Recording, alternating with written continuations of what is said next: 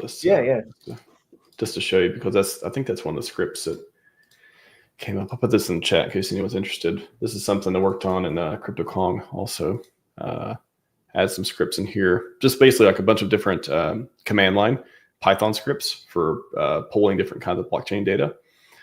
And let's see, get token holders, get token liquidity, get burn tokens, get common holding. Yes, it returns a list of common holdings for holders for a given token.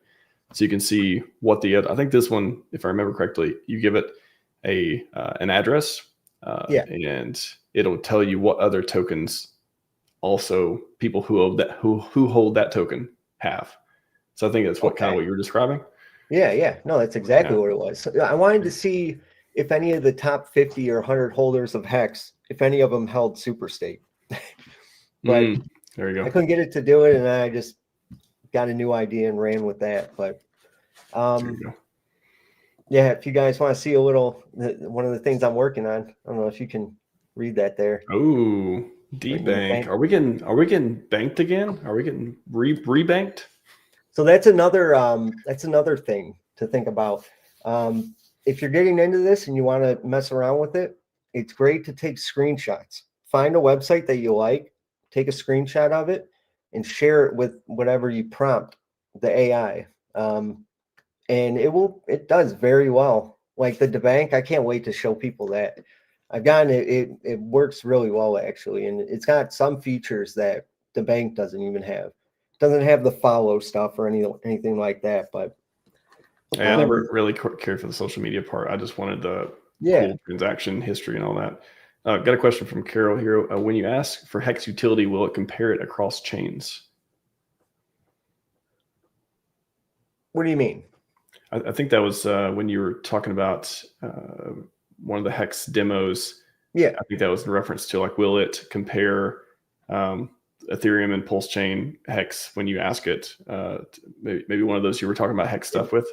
It might. I actually haven't tried, but if it doesn't, I could build it in, I'm sure. Because it's all data. I mean, once that data's in there, the AI can use it. That's Rebank. Dude, I was trying to think of a good name. That's great, man. I love it. Yeah. There we go. We did it live. So fun. But yeah, man, it's this stuff, it's definitely made me positive. It's gotten me a lot more attention. It's made me happier. So anyone out there, if you're, feeling down, which I know a lot of people are, I still see a lot of negativity in the comments and stuff. And it's not even negativity. I call it, it's emotions.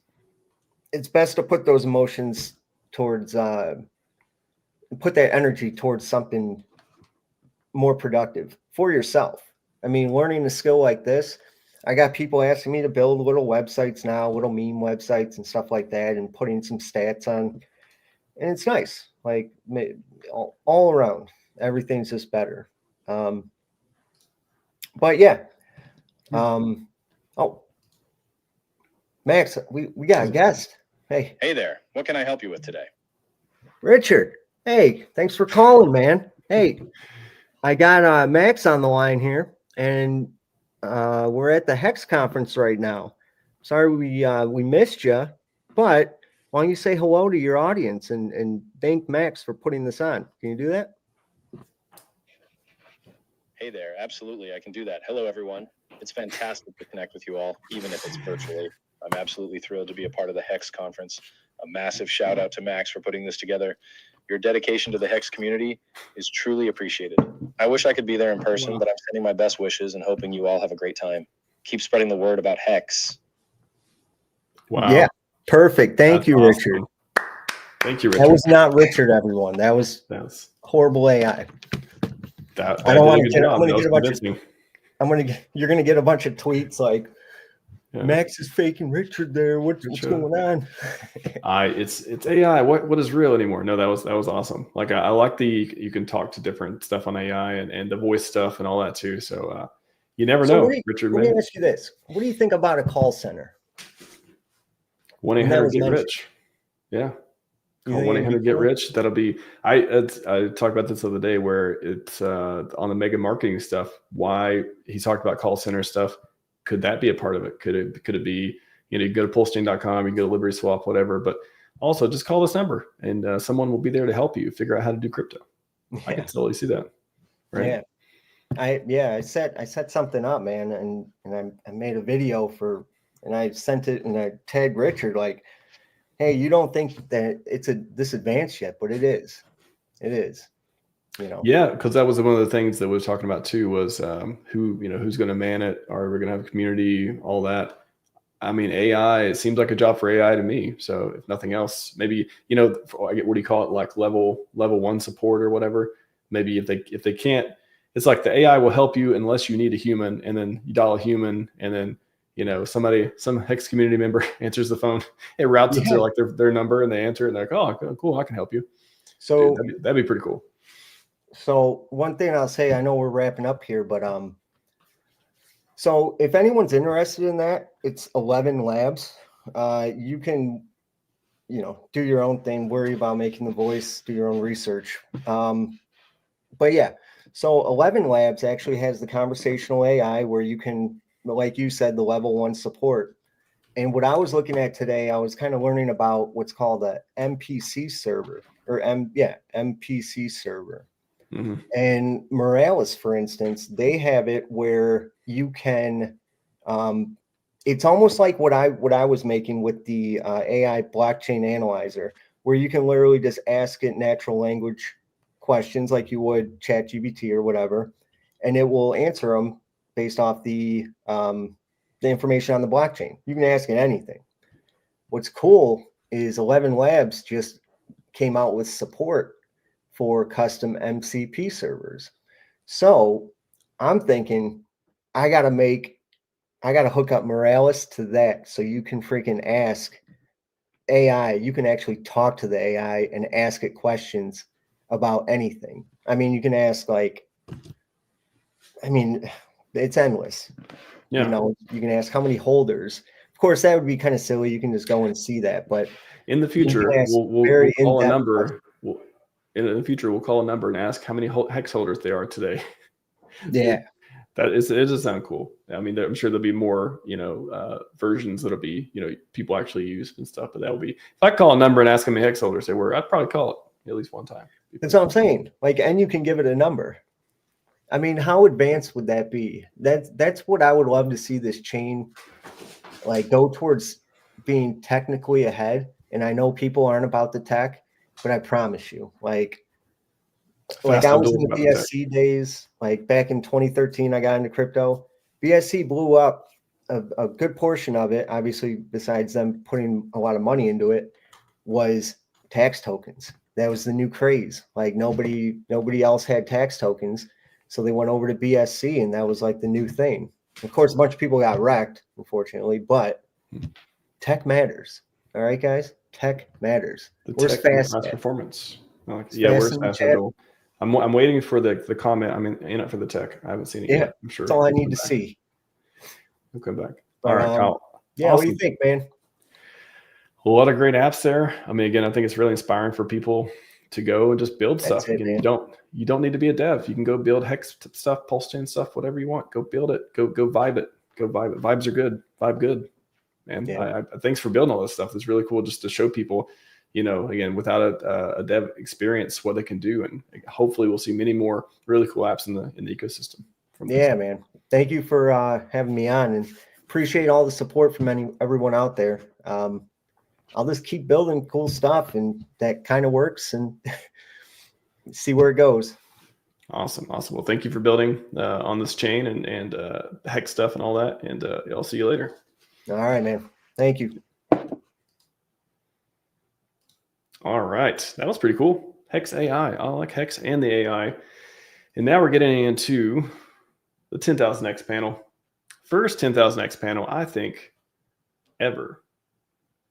We're going to bring back 10,000X. It's going to be good.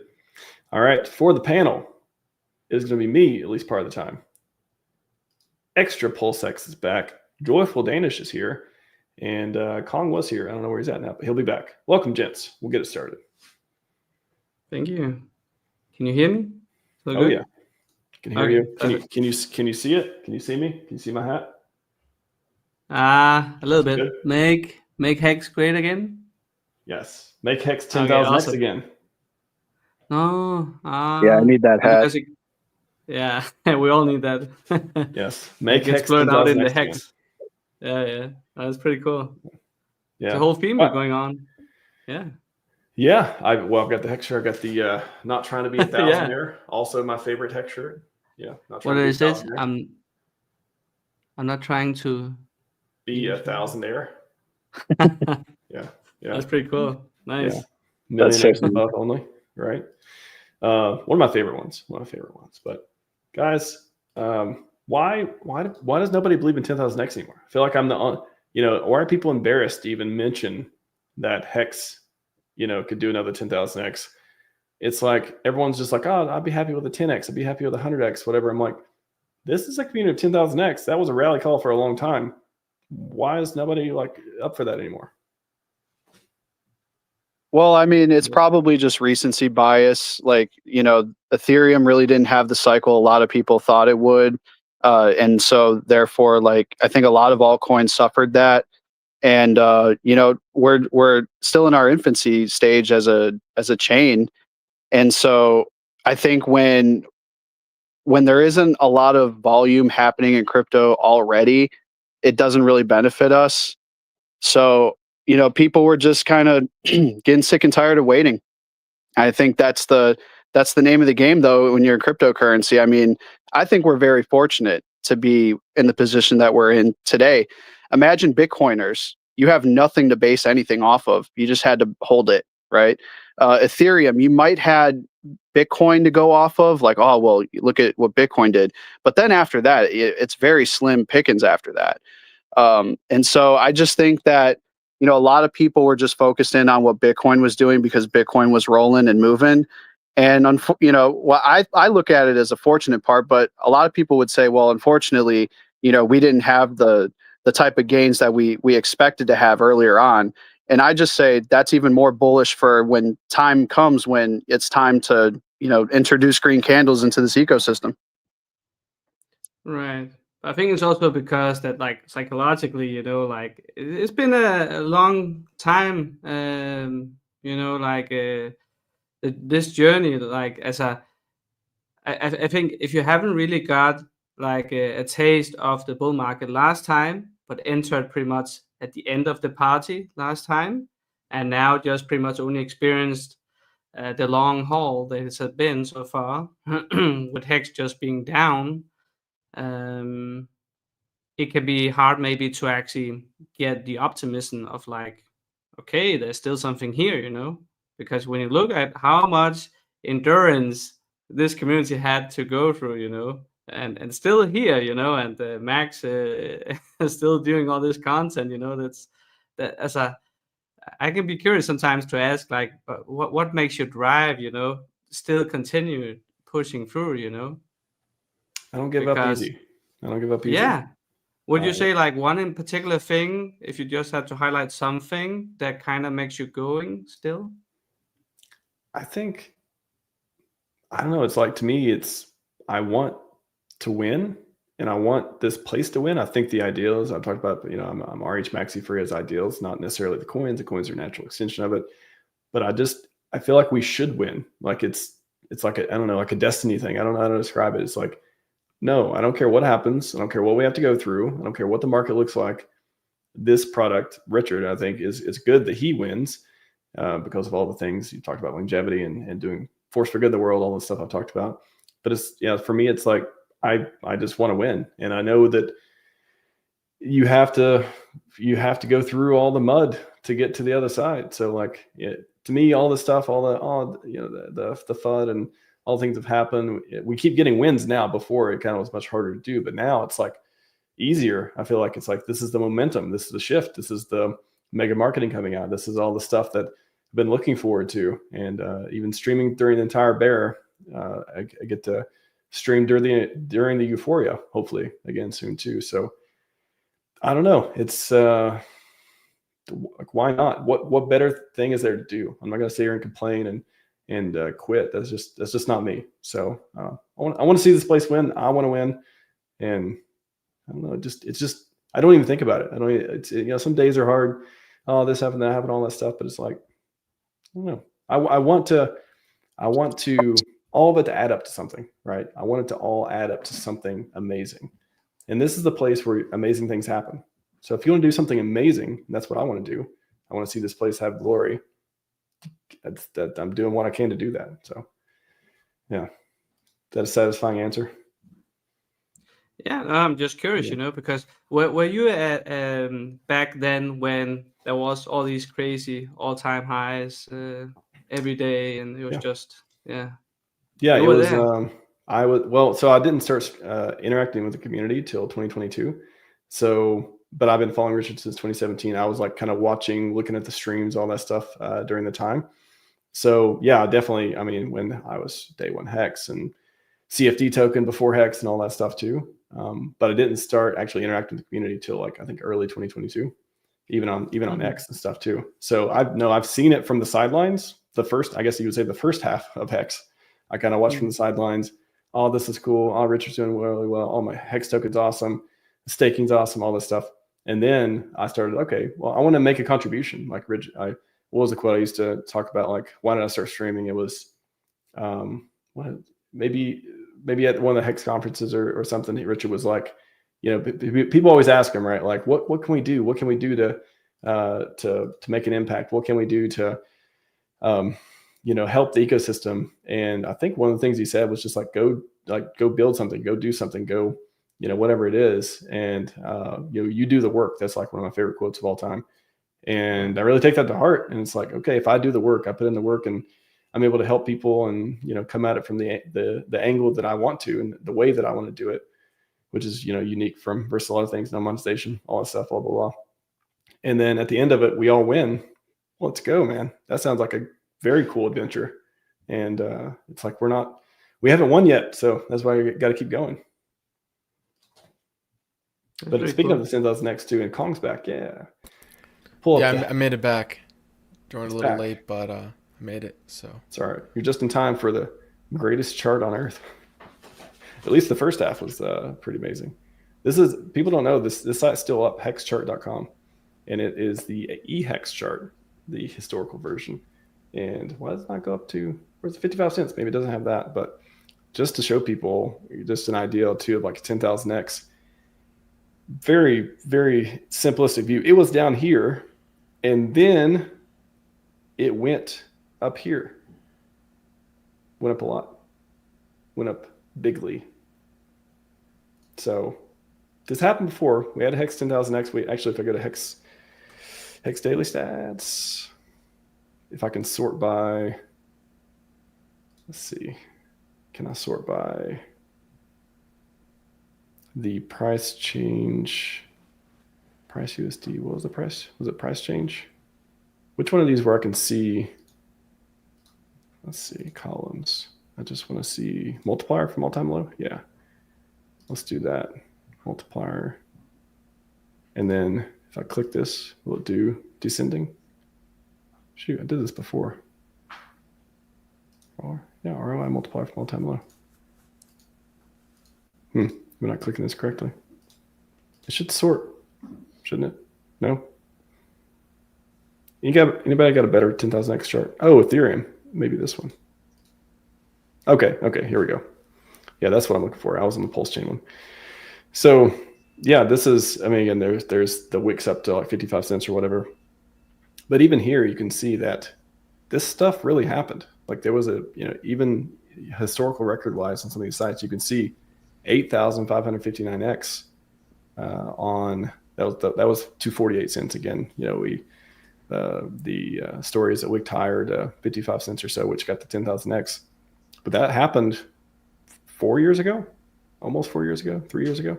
Yeah, 2001, right? The summer. 2021. Yeah, September 18th, 2021, according to this one. Day 656. But I remember just the whole summer was like very euphoric. It was kind of crazy. Especially if you haven't experienced it before as well, that this was kind of your first bull run, then it was very special. So I can kind of see that if you haven't got that taste yet, and you first came in when it started to become winter, bear market season, and now we're first starting to slowly see, okay, things starting to turn. Okay, then of course that's going to affect your mindset, and is this even going to recover at all, or is it just a ghost chain, and all this stuff, because this is going to create an emotional toll on you, and if you then don't have any memories to kind of can give a contra evidence that, yeah, this can be good, it was good, and this is just a phase, Amazing. Yeah, I think to PulseX, the 10,000X from all-time low would be around 9 cents. And to HEX on Ethereum, of course, it's around 55 cents or so. And then HEX on PulseChain, I think it's a little bit higher from all-time low. It'd be around $35, somewhere through there. I like 36.90. I like Extra mentioned that earlier. I like 36.90 as a fun 10,000X mark for HEX on PulseChain. But yeah, I really wouldn't put it past the community and or a benevolent person who wanted to see those numbers actually manifest. So I think that's why not? I don't understand like what the negative sentiment is. It's like everyone, I know market cap doesn't matter. I know like people have their ideals and stuff on that too. But in general, like we did it again. We did it before. Why can't we do it again? When we have so much more exposure, so much bigger ecosystem, which you can say, oh, there's some downsides to that because splitting buying pressure and liquidity and all that stuff too. I would think that a lot of the people in the community, a lot of people who want the price to go up, a lot of the people doing the liquidity, you could say even the OA, all that stuff, there's probably ways I imagine they thought of to make that a little bit easier to do. And also when we start onboarding people, the FOMO is real. This is like my third cycle. I've experienced FOMO twice so far. As far as bull runs go, and I hope to experience it very soon again. There isn't a lot of rationality to these things. The prices can go way higher than you think. And it's just those types of amazing things. Like we got to channel that energy again. Like, yeah. We sell ourselves like really short, no pun intended, when it comes to like what kind of a product market fit do we have as a whole. You have HEX, you have PulseX, you have PulseChain, you have INC to a degree if the reward. So if you're speculating hard on the reward token, which I personally am, but not everyone does. I think before it was a lot easier to rally behind one coin and sort of just have this whole community kind of just like rally around that. And then now it's split up between now it's just not, EHEX. Now it's a whole nother HEX. And now it's, the whole network of PulseChain and PulseX. So I think it's just a little bit more scattered out now, but ultimately I think, with what this chain can do mathematically, I do think there's a lot of smart people sidelined, and I think they're kind of just waiting to see what the next move is with the marketing, to be honest with you. I really think that we do have eyes on us. Maybe it's not highlighted. Maybe, like we're obviously not really mainstream or anything like that, but make no mistake, the immutable code is the immutable code. Like, people are smart enough to read it, what it does, the level of injecting liquidity, how much does the price move up, stuff like that. Like all of those things, I think we're not thinking too in-depthly on, and we're just looking at like the immediate chart, like right now.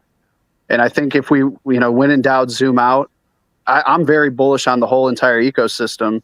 But especially, HEX being that catalyst that, who knows, maybe it makes EHEX's run up look like chump change, like who knows, like maybe this HEX on PulseChain does a 14,000X like Ethereum did its first cycle. Who knows?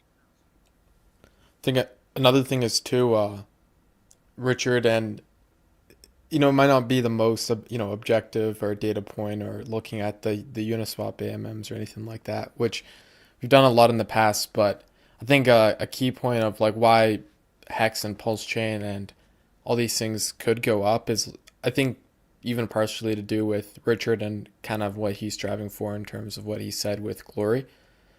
I don't think he seems like he's the type of guy to, be kind of happy or, just well suited with kind of, a down forever chart and everything like that. And I think he will do what it takes, whether or not it's him or whatever whatever it is, like I think he will do whatever it takes to make sure his products are successful, and they, especially I think he wants them to have an excellent chart. So I think that was one of the main driving points even with HEX when it was just on Ethereum. So, and we just got a retweet from Richard. Appreciate that, Richard. That's why the viewers just doubled or more.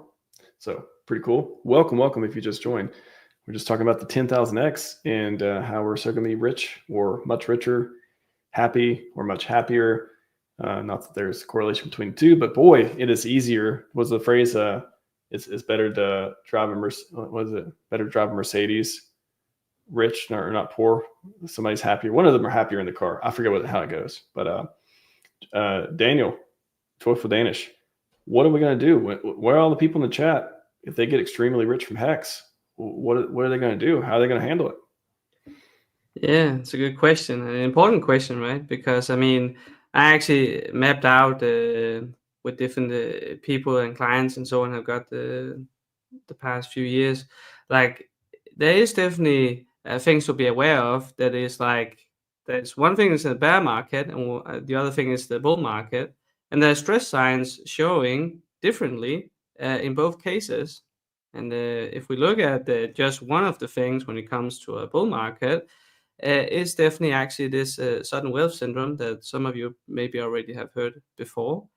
So besides many of the other things that maybe you're already starting to have experienced a little bit, like the greedy or overly optimistic or envy or sadness or fear or FOMO or loneliness, it can be so many things. But let's just take the sudden wealth syndrome. It's kind of the more interesting and more exciting one, of course, because that means it finally happens. Okay, the 10,000x, whatever, the big thing, the big number suddenly hit. But what is actually shown when you look into some of the studies, maybe some of you guys already heard it before. Have you heard when people win the lottery, what does usually happens within 5 to 7 years? They tend to lose all the money because they increase the life quality, the lifestyle, but they don't really manage the money. They didn't prepare for it mentally. So we'll come back to that a little bit later. And suddenly, at some point, the money is going to be gone. But they haven't decreased their lifestyle then. So now they're actually going to borrow money. So they end up often, unfortunately, a lot of these cases where they actually suddenly get a lot of money out of the blue, they end up in debt. They end up losing the money and they end up in debt. So one of the things, because of course that was a little bit more the the downside of like, okay, so it happens, but we're just going to lose it all again. Well, we can prepare for that, we can do something. And of course, this is just going to be a little bit in an overview of one of the things that could be idea to think about and consider is, of course, to actually adjust to this, mentally prepare, like, okay, maybe you already done this, some moon math about, okay, so I have so many HEX or I have so many ink or pulse or whatever. If it actually going to reach potentially this price, okay, then I have so much. What would I actually going to do then? When it comes, for example, back to some of the lottery examples, there are certain lottery advisors, and some of them, I remember I saw some documentaries about it. They will often actually recommend people to not change their habits too much and not buy too many crazy new things. Maybe one or few big things, but still keep a lot of the stuff that you already have. So in order to make this transition a little bit more digestible, also for your mind, because otherwise this dopamine, like, oh, you can go you can go shopping all over, and you can travel and you can screw all your old social circle. You can Complemental green Lambo. Let's go. Yeah, exactly. And go to Hawaii, and there was this. What I remember, one of the cases I saw was this. He was a trash man. But if you don't know how to manage money, you will end up losing it regardless how much you have. Best investment is education. Exactly. David Morales. So that's why I'm saying that the awareness and the preparation about these topics is very essential, and this takes time, you know. So some of the things that you actually could do is actually starting to mentally visualize, okay, but also looking at the numbers. If this is going to be reached at some point, how are you going to manage it? Of course, you can have people to help you. You can start to create an advisory team. Again, you can play with the AI, for example, give it a role as an attorney, an accountant, a financial planner, just to get some ideas, of course. Take it loosely, don't take it 100% seriously, what AI says, but it will give you some kind of idea what you maybe should consider when you come to that point. What could be a less stressful strategy to set up beforehand, and you have to start in your mind, just as David Morales just suggested, you know. So that will definitely be one thing to consider. Yeah, a big thing. Yeah, there's a lot to it. I mean, hopefully these are, again, all good problems to have, but definitely don't want to get a 10,000x and just be like, yeah, just I don't know what to do now. Let me just party for a couple months and lose it. Well, that's why you have your HEX stakes, right? You have something that you can have the immediate gratification and then have delayed gratification at the same time. You can have stakes, you can have it liquid, however you want. I mean, it's you managing your finances, which is the primary thing of what is going to ultimately attract new users. Is that you get to take back your financial sovereignty in a way, and at the same time enjoying basically a Nobel Prize like award winning product like a time deposit like HEX. Like imagine in 4 years how much it's going to take for 10 T shares. That's what I always think about, and that's what makes me hungry to keep accumulating. Right. T-share is good. So that's another good point. Thinking much more long term. A lot of these cases, if you look into it again, many of these lottery winners, because again, it's very relatable for many people. They have heard stories about this. They're usually not very long term thinking. Suddenly they hit their dream, but they didn't prepare for it, and now they're spending it all as fast as they can, you know. But again, as you say, with the ladder, the HEX staking ladder, again, if you mentally play these games of like, okay, what would I actually like to do with this money? Also a little bit more long term. Do I have certain visions? Do I have certain dreams that it will take years to actually create, but I would like the process as well? Instead of like what you said, Max, like, okay, I have the Lambo, but then that's it. And I go to some parties, but that can get tired at some point as well, Everything can be normalized at some point. Well, this is my day now. There needs to be some kind of purpose into your life still. So that's the other thing that's kind of key. Kong, in 60 seconds or less, what's the road to 10,000x? What do we need to do here? It's a good question. I mean, I would refer to pampy.app. Can I share my screen real fast? Go for it, yeah. All right. Pamp it up. Pampy. Yeah, I think this is one of the community-made moon math calculators we have here on PulseChain. I did a few simulations here. I think this one's I'm saying just with, but the SAC reserve's currently $750 million. And if we injected 186, you get a 6,000x. We'll see what it takes to get a 10,000x out of this. But I think with some of the liquidity reduction we've had recently, it might not take as much. And typed in the wrong number there, but we'll run it up here. So yeah, about maybe $230 to $250 million. I mean, 269 gets you a 12,000x. So that's even over the target there. So can I get a konnichiwa for a 12,000x? Konnichiwa!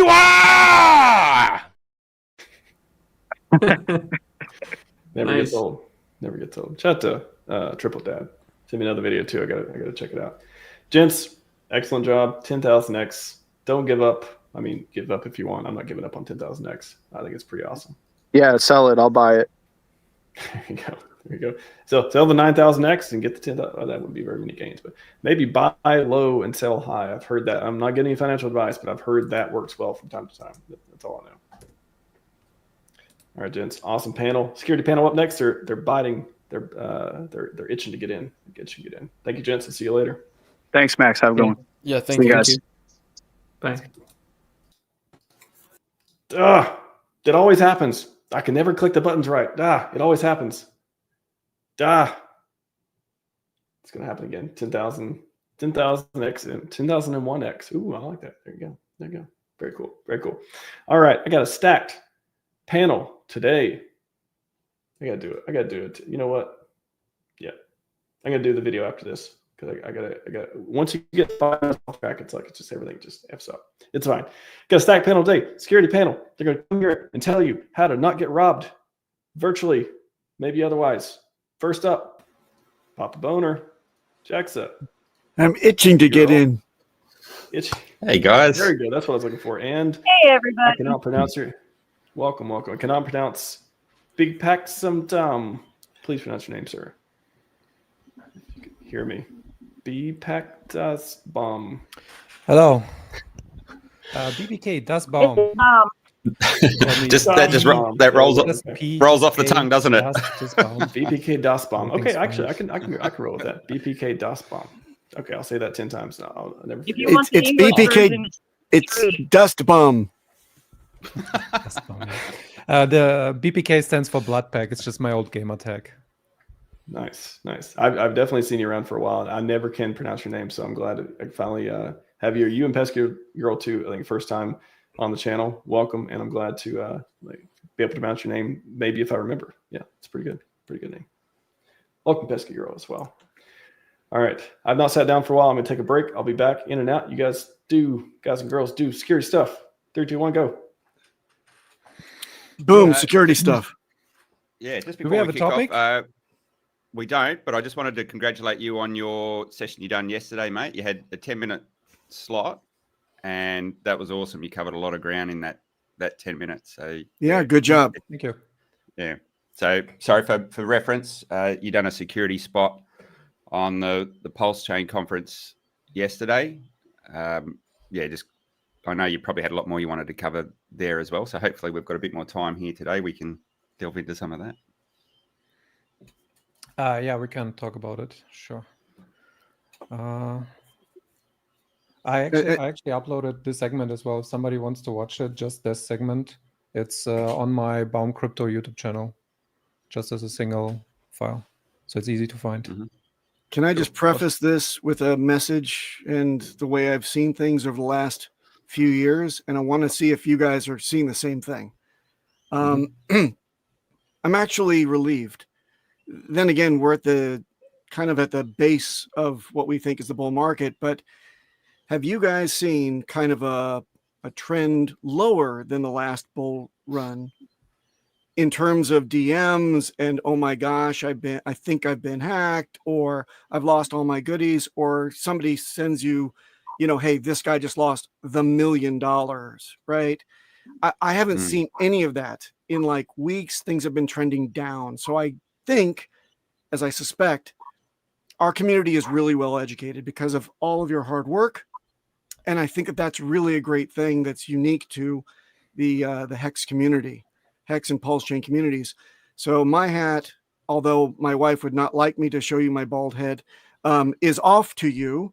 And I think what you do is important and you've got to keep it up. However, it seems like there's evidence that what you're doing here is actually working. So congratulations. What do you guys think? I would say what I've seen change is the threat vector. So last cycle, it was all about getting people to give up their seed words. And I don't know why, because that's the one thing that's drilled into you when you get into this space is don't reveal your seed words. But I think people get socially engineered where they get tricked into a panic state and give them up. And I think that's the thing, whether that particular attack got less effective as people got more switched on, I think that's probably happened. So now the more of the attack vector is getting people to go to phishing sites, which Dust Bum covered yesterday, going to the phishing sites and getting them to do an approval that swipes their funds.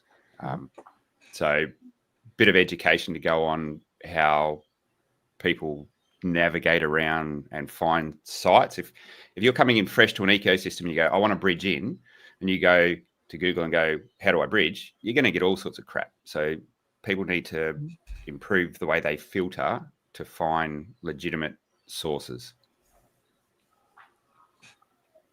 Actually, I want to offer a different perspective. What made me get into crypto was watching somebody get their wallet drained. And the only thing that survived the drain was the staked HEX, because the scammer didn't know how to see the staked HEX to know that it was in the wallet. And that for me was, oh my gosh, this is real. There is a way to do this safely. And I think I came in with the mindset, because I was so focused on safety, that I tried to learn safety before I really tried to learn about any coin. And if there is one piece of advice I could give to any new person coming in the market, please, please, please take time to learn about safety, about what you're investing in. Amen. Das Bomb? Yeah, can I actually show some stuff? Can we? Is somebody managing? Is it savory stuff or child? No, stuff? it's like super spicy hot stuff. Always. Oh, yeah. I But think we need. If not, if there is no management, then I can just show it in my own frame, and then it's gonna be good. So just like smooth down here, and then we're gonna activate this guy here, and. not to green screen shame you all, but isn't it great that we all got the memo to have the same green screen? Well done. Perfect. If you drop it in the chat, I'll make a special adjustment for you on live on. Yeah, okay. I can't, but okay. I deleted the view. Okay, sorry, I need a moment. Yeah, sorry. And then just wanted to add, while he's getting his technicals together, the trend that I'm seeing most is people are actually whacking themselves in their backups, mismanagement of the backups, mismanagement of the passphrase. I'm helping more people to settle that type of issue than anything else right now, which is good and bad. It means that you're missing a critical, thing that you have to remember in crypto. Don't make it too, arcane that you yourself get caught in your own trap. So make sure that your backups, and if you have a special recipe, how you've obfuscated all of your backups, that you have backed that recipe up as well. So don't trust your brain wallet.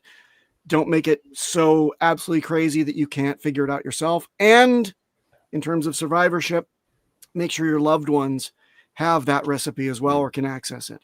Sorry, Dust Bomb, I was trying to give you a little bit of time to get that together. Did it not work out?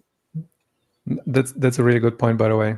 Write shit down. Write it down. Have a little booklet, just clean, write everything down, all the stuff, how you got into your LP position, what wallet you use, what wallet addresses you have, what you lent or borrowed out to your friends, what transactions you have for taxes, and all this information, how to get back into your accounts, how to get into your ciphers, how to restore your backup, like all these stuff. If you organize and set everything up in advance, you will prepare yourself for a smooth ride down the road instead of being panicky or losing or just not being able to restore your stuff at some point. So, and you will be just more at ease, and you won't be able to be pestered by hackers who say, you're going to lose something, you're going to you have to do this, you have to type in your seed words here and there to restore. And this is where usually people mess up and then lose everything. And this is one example that I wanted to show. So here you go. Just before you go into your example, what you just spoke about there. So when I'm wearing my security consultant hat in my day job, what I get people to prepare is something called an ICE document. So an in case of emergency document.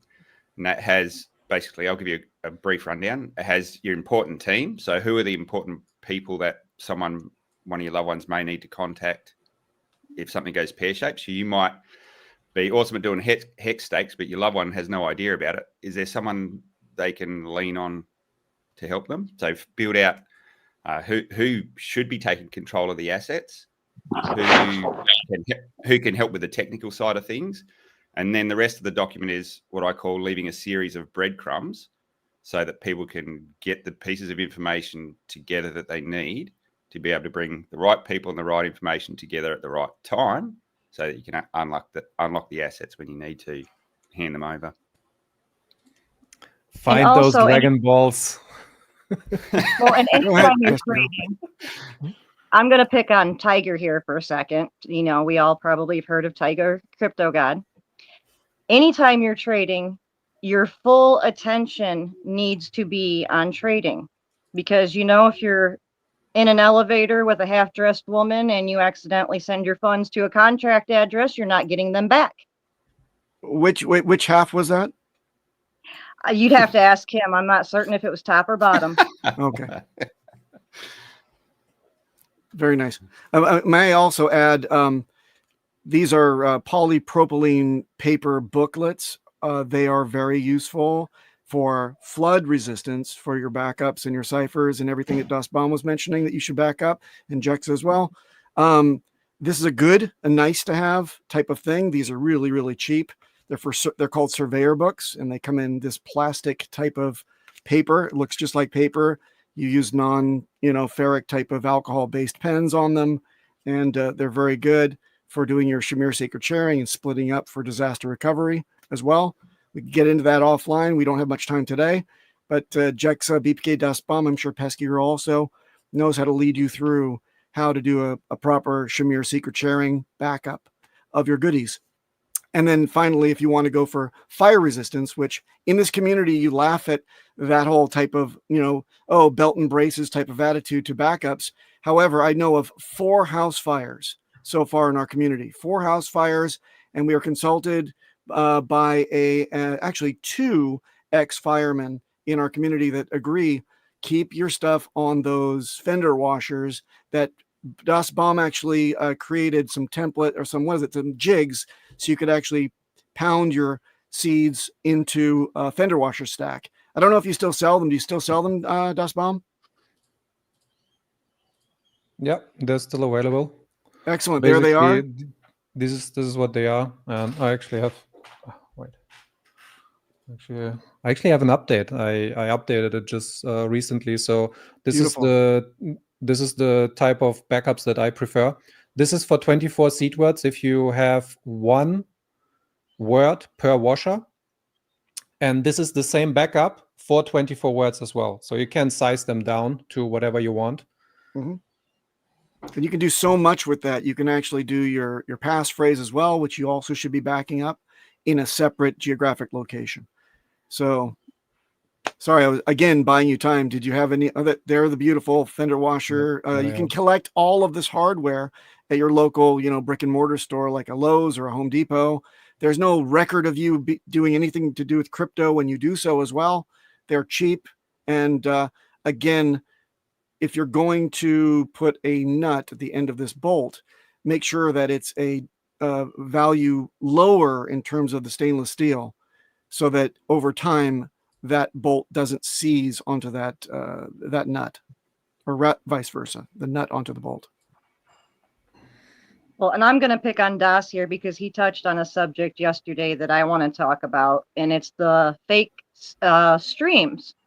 One that I witnessed early on, I don't know if any of you guys caught the SpaceX fake, but what happened when SpaceX stopped streaming on YouTube and only started streaming their rocket launches on X, the scammers came in and created a channel on YouTube that everybody thought was SpaceX. And when the rocket went to launch and scrubbed, all of a sudden you had this thing saying Elon was giving you, I think it was 2 Bitcoin or 2 Ethereum for every one you sent him. And I mean, oh That's how my he made his goodness, fortune. you know, you get on NASA spaceflight and they try really hard to keep the crypto separated. And I can't imagine how many of the space nerds, which I'm a space nerd, 100%. NASA spaceflight is what got me on YouTube and made me pay for premium the first time. So please, I love all my space nerds out there. But I can't imagine how much that got everybody. Luckily, I had somebody, you know, locally, Johnny Chaos, to tell me, you're being an idiot. Don't do that, to stop me. But how many people didn't have somebody around to go, hey, knock it off? And here is one of those examples. I didn't get to show it in the stream yesterday. I ran out of time. But this is basically from the Trump stream. So that's do I have it here? Trump for HEX. Yeah, so from this stream, you know, the guy who who was on a fishing channel, they were fishing for other people to get their crypto, you know. This leads to this website, and it's exactly what you were describing. So they have that 1 Bitcoin, get 2 Bitcoins back, and it's obviously a scam. So anytime all of this is fake, this is just like randomly generated. They lure you in and think like, oh, there's actually transactions. That's a pretty legit looking site if you don't know how. Yeah, it looks nice. It has a nice setup. Yeah, but yeah. It's like all fake, and people who just don't know in advance, they think like, oh, is this like people get rich in crypto, right? This is how they get rich, right? And then they fall for this and they throw in their like, I don't know, 50K or so because they believe in this personality in Trump or in Elon Musk, in those record chips and so on, and they fall for it because they just don't know better. So the more you prepare yourself in advance, the more you learn about how the systems work, what security you should take care of advance before you even start the whole investing and trading part, then you're going to just be better off. And to get back to the initial question, in the very, very beginning, we talked about the websites that ask for your seed words, and I wanted to pinpoint this specific one. This one has been shared a lot in the community. They usually do it on Telegram, and they try to give technical support. And this looks like one of our community websites, but it's not. So what they do is they hunt for people who have tech issues. They pretend to be tech support. They say, oh, we are admins. We're going to help you. Please DM me, or they DM directly and hope that the guy is replying. So they hunt for you in your most vulnerable state, where you think you lost something, you have a stuck transaction, you have like $1,000 or $10,000 on the bridge, and you think that it's not validating or whatever. And then they have all these options here that are fake options. They don't do anything actually. So if you click on them, that's all the same. See? Even though they are supposed to be fixing your transaction, clearing a pending transaction, like wallet error, clear wallet error, like, hey, magical button, clear all the things. It sounds too true to be good, right? But people in their fear state, they just go onto the websites and think they're gonna achieve something and remove their issue. And what ends up happening is they go to this website. It's like looking like it's gonna do something. All these buttons, they are all the same. Most people click on MetaMask because that's what people use. Stop using MetaMask. It's a super bad software. Yep. But you've been very polite then. Yeah. And then it just keeps loading and loading. And then at the very end, the only option you really have where it's trying to drive you to is connect manually. And then look, it's asking you for your seed words. And this is where at this moment you should think to yourself, like Papa B always likes to say, never type your seed words into your keyboard and your passphrase as well. So yeah, this is the worst thing. Up until this moment, you are safe, by the way, so you don't need to be that scared. But if you enter your seed words and press this connect, this is actually sending the seed words to the hacker. After this, it's usually gone within a few seconds because they have it automated wallet drainer set up. The seed phrases automatically read out. The bot is swooping through the address, clearing everything on all networks, and sending it to the hacker's address. Yeah. Just on, you just made you made a comment about up until what point you're safe, and so generally, now I'm not saying you do this, but if you do inadvertently connect your wallet to a site like that as well, generally, unless you sign some sort of transaction, you haven't done any harm. The moment in time when you start actually signing transactions, that's when you've got issues. If you're using, say, MetaMask or Rabby or Internet Money or whatever wallet it is, a software wallet where you put you generate your seeds on the computer and you sign instantly. So when a transaction pops up and says approve, it's like driving without a seatbelt because you don't have that extra moment to actually think before you press the approve button on your hardware wallet. So when you're using a hardware wallet, you've got to press approve on the Web3 wallet, Rabby or whatever it is. And then you've got to cycle through the transaction and usually do at least 2 or 3 presses on your hardware wallet. So it's just that mental, that space to have a mental check and go, okay, is this really what I want to do? Sometimes when I'm using a test wallet, it's very easy to just click on something and go, oh shit. Yeah, and using a robust passphrase too, Jexa. Using a robust passphrase on the hardware wallet will give you more than just that instant of considering things. You're typing it in painstakingly. If it's on the actual hardware wallet itself, it's even more difficult. You're really committed to doing this. It gives you all that time to think, is this trip really necessary, right? Is this really safe? Yeah. So yeah, it's another added bonus for using a hardware wallet. And by the way, if you are not using a hardware wallet now, I don't know what to freaking tell you. You got to be using a hardware wallet by this time with a passphrase. If you have liquid assets, start up a new hardware wallet. These things cost $50 now over at Trezor. You know, a Ledger as well. They have really low price SKUs. If you need any help, you know, you can reach out. I'm sure that any one of the 4 of us would be happy to simply lead you through it or direct you to videos that we've made in the past that will lead you through it. Jexa, you run a whole service that leads people from zero to hero in terms of security as well, correct? Yeah. So I, in my day job, I wear a cap. So under the Bradshaw Knox brand, that's my website, bradshawknox.com. And yeah, that's got a whole series of videos. One in particular is like what I call crypto rapid start. And it's not about how you rush in and buy something. It's about how you set up a good security framework.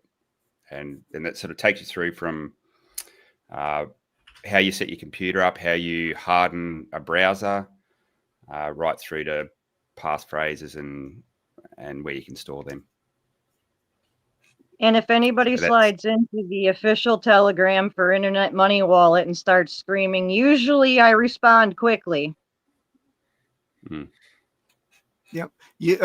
Hardware wallet is, you know, Internet Money Wallet, or, you know, is probably, you know, it's got the native tokens already preloaded. The native chain is PulseChain. That's an added benefit. I do strongly urge you to use it in conjunction with your hardware wallet. So hardware, you know, Internet Money Wallet would be the skin preferred for Trezor on the back end. I think that's a great combination. And sometimes when things hiccup, I have to flip around to other, you know, browser-based wallets, but never using them in the raw, because there's something called a Mars stealer, and there's been many variations of this attack. You can pick it up from one of the sites that Das Bomb just went through as well. They may actually have it right there that actually goes to the seed store file locally on your machine where your seeds have been stored automatically through generating this seed through the browser-based extension wallet. They collect that information and wait for you to type in your password. So it's a combination of a keylogger as well. It encapsulates that information, which decrypts the first seed store file that they collected, sends it back home, and then covers its trail on the way out. And you'll never know it until your goodies are gone. You'll say, but I did everything right. No, You didn't because you trusted only a browser-based extension wallet, and that was the problem. So please don't. The passphrase is the thing that sets everything apart, and there's no answer to yet. We'll all keep our ears to the ground to find out if there is an exploit that someday breaks SHA-256 or SHA-512 is the pivot point, or passphrases are not effective anymore. That's not today. That's not this bull run. That's probably not the next 10 years. But if it is, you'll probably hear it from somebody in our community what the next best thing is going to be. Yes. Oh, and I can tell you pretty cool already. And I can tell Can I you- real quick talk about passphrases before we move on? Yes. Not only do you get this time delay for HEX, but you also most of the times you only get asked for the actual seed words. A lot of the hackers didn't catch on yet to the, I actually need a passphrase as well. And you can have multiple passphrases, so you can organize yourself into a system where you have spread out information, spread out addresses on multiple passphrases. And even if you somehow manage to get one of them compromised, all the other stuff is still safe. So you can, for example, have your cold storage on this one particular passphrase, and you never give that out. You never type it in. You never give it to somebody, maybe only on super rare occasions, and you have it tucked away in a different spot. So you place your crypto, and then you need to drive like 3 kilometers or 2.5 miles for everybody else to get to that destination, to even get to that money. So it's more secure, more safe, because there is an additional barrier that you need to overstep to get to that. If you just have your 12 or 24 seed words, like either on your software wallet or on your mobile phone, which is even worse, it immediately gets like swiped away. But if you have the passphrase on top of it, it's harder to get to. And just for everybody at home, here is what it would look like. So you have your 12 seed words. In this case, it can also be 24, 15, 33, whatever system you use. So usually you only generate this one single address derivation path. And this one is usually the no passphrase, but it's mnemonic is the passphrase. And then it generates wallet A1, A2, A3, and so on. It's endless wallets. But the moment that you type, that you change it to a passphrase of your own choosing, and it should be something that's more complicated than just Martha in this example, but it will generate a different path where it generates address B1, B2, B3. And so the hacker needs both the seed words and the passphrase to get to your wallets down here. And then you can have more passphrases, which also makes your backup easier, because now you have to set backup only one set of seed phrases and then a few additional passphrases of your choosing, and they can be as long as you want. I think Ledger supports up to 50 and Trezor up to 100 or so for opposite. It's okay. Opposite? There was the other round? Yeah, okay. Yeah. And by the way, David Morales has a great point on the chat. He says, "Oh my God, don't mention crypto on the phone. Worst idea ever." And I entirely concur. I was in the secure handset business for a number of years, and I'll tell you, for the convenience that you think you get, there's a reason that the hardware wallet vendors don't support, truly support cell phones in terms of using your hardware wallet connected up with them. You've got the browser extension, you've got their like the Trezor Suite, for example, and you've got the hardware device, and you've got the actual Windows type of stuff, or Linux as the backend when you talk about a PC. But on the phone, man, there are so many exploits for the chipset. There's so many exploits for the Android, even iOS, even the Apple Mac OS and Apple cell phone is riddled with holes and availability to exploit. Plus, you've got another dimension of having to work interoperability. So the hardware manufacturers have pretty much given up. They took responsibility for the desktops and laptops, but not on the phones. So please consider that. use it in the comfort and safety of your own home always is what I would ask people to do. Onboarding, you would think, is a little bit more difficult. To hell with that. Retention is a lot more guaranteed. When you do onboard somebody, they're here for the long haul. Do not Google for bridge links. Do not, yeah. Yeah. Do not click just on do that. sponsored ad. Oh, that was random. Yeah, that's the most important thing I can think of at this moment. I talked about it. What's the PulseX conference? Yeah, I did 15 minutes. Security. Go ahead. Have we got 5 minutes more, mate? Or We we're do. about to get booted? We got Do? 5 to 8. Yeah. Cool. All the talk about passphrases and seed words. I want to give a big shout out. I'm going to sound like a massive shill for Trezor, but they made a huge advancement in the way they allow you to manage your seed words with their latest 2 devices. So you don't have to go buy the flagship one. You can buy the lower cost model, and it still supports this. So rather than just have your normal 12 or 24 seed words, they allow you to set up something which Papa Bone has mentioned called Shamir, which is a little bit more complicated, but the security and the redundancy it gives you in how you protect your seeds is next level. Now, Ledger supports that as well, but the big change that Trezor made was you can start off with a basic type of seed word, it's 20 words, and you can expand that out and turn it into a more advanced Shamir as you're going, which is a really easy entry point for someone where you don't want to overwhelm them, but you want to get them into the space securely. So you can set them up on a basic one, and then you can roll them into the more advanced Shamir as they start to get a bit more comfortable, or the amount of funds they're trying to protect grows. I don't think there's any other wallet that does that at the moment. Is that correct? That I know of, no. Yeah. So it is a game changer. And yes, Trezor doesn't support every kind of coin out there, but use it as your primary storage. And then if you want to go get your other shit coins that only Ledger supports, fine, have at it. But just understand the security model is completely different. Well, the only thing I think that Trezor doesn't support is XRP. So, man. If you're playing with like It supports EVM, that's enough. Yeah, exactly. Yeah, that's right. it. Yeah. Yes. Yeah, you've got to be on the fringes, like playing with Teo and things like that, where they're fringe ones that they're new and different kinds of chains. So yeah, you're going to have those odd things where you can't do that sort of stuff.